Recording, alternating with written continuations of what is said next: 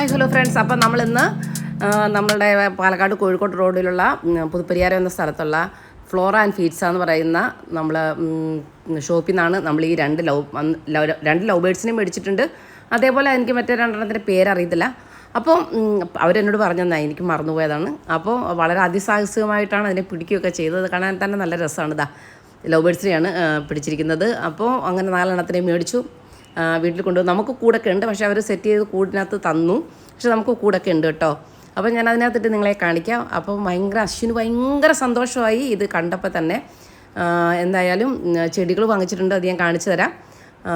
അതേപോലെ തന്നെ പിന്നെ എന്താ പറയുക, വളവും വിത്തും ഒക്കെ വാങ്ങിച്ചിട്ടുണ്ട്. അപ്പോൾ എല്ലാം ആ കടയിൽ തന്നെ കിട്ടും, ഒരു കുടക്കീഴിൽ തന്നെ കിട്ടും.